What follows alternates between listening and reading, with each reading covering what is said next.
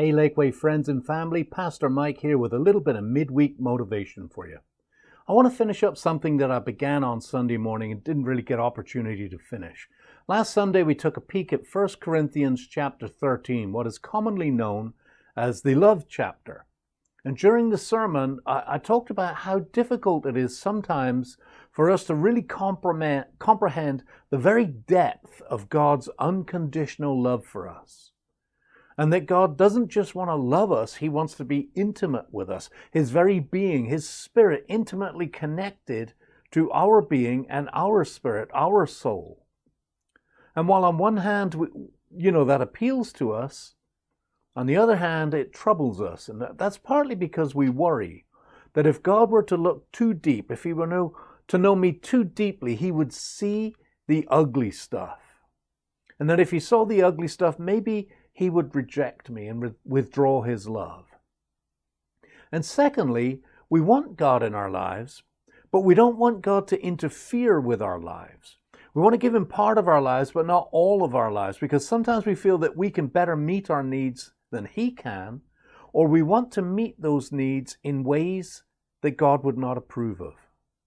So we keep Him at arm's length. Now, both of those concepts, that we somehow need to earn God's love, that if God really knew me, He would withdraw His love from me, or that I can better meet the needs of my life more fully than God can, are both lies that come from Satan. They are lies that prevent us from fully living the life that God has for us, and that life will provide all that we need and more. But there are lies that we easily buy into and we find it difficult to shake. So how do we shake them? How do we let God's love flood into our lives in such a manner that we overflow with His love and that we give Him every part of ourselves unreservedly and begin to live deep down on the inside the life that He has called us to live, a life of satisfaction, of contentment, of joy, of hope, and of purpose? Well, the answer to that question is the question itself. The answer is love. How do we get God's love to flow into our life? Love. Let me show you what I mean.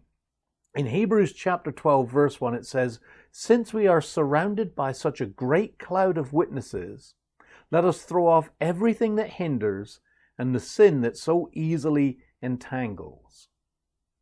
You know, on Sunday I really focused on this vertical love, the love that we have between us and God.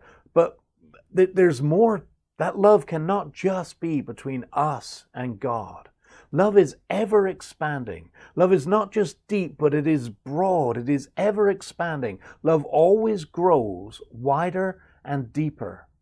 And when we open ourselves up to God's love is going to increase our capacity to love others and increase the capacity of those around us to love us. We become more lovable and we become more loving. It can't just be between us and God. It flows out of us. I like the way Erwin McManus put it in his book, Soul Cravings. He said, "Love always loves people more and always loves more people." Love calls us to community. It calls us to humanity. It calls us to one another. We belong to God and we belong to each other. On our own, we are susceptible to the devil's lies that we're not worthy, that we can better meet our needs apart from God. But in community, we find the strength to resist those lies and those temptations. We find the strength to live that life that God has called us to live. Going back to that scripture, because we are surrounded by such a great cloud of witnesses. Well, who are those witnesses? That's God's community, the people that He has gifted us with, the very church and God's Christian community around us. Since we are surrounded by God's community, we have the strength, the power to throw off everything that hinders and the sin that so easily entangles. And it does easily entangle us, doesn't it? It's like barbed wire. You know, it gets in your clothes, you just can't get away from it. But together, we can throw that stuff off. And together we untangle one another. And while you're helping me to throw off those hindrances and all that yucky stuff that I fall for, I'm helping you. And not only do we receive from God his endless and unconditional love, but we receive one another. I am God's gift to you. You are God's gift to me. Romans 12 puts it this way. It says, in Jesus Christ, we are all part of one body, and we all belong to each other. You know, a healthy community is not a place of perfect people. If you're looking for a place of perfect people, you're not going to find it, because that community doesn't exist. And if it did, the moment that you or I joined it, it would no longer be perfect and would cease to exist. We are all flawed. But in this beautiful, flawed community that we call the church, we find strength, we find love, we find hope. We were never meant to live life apart from God's community. Remember, you are created, destined to be loved and to give love. Get connected and stay connected. I'm going to take this a little bit deeper on Sunday morning when I talk about meaning. Now, I've got a teaser to kind of get the wheels turning. Finish this line. Life is. Life is. And when you finish the line, you have a response to it. Life is so it could be, life is wild and crazy, so have a party. Life is dangerous, so stay indoors. What is your life is? And what's your response to that life is? Hey, post your thoughts below. Let's have some fun with this, and maybe I'll talk about a few of them on Sunday morning.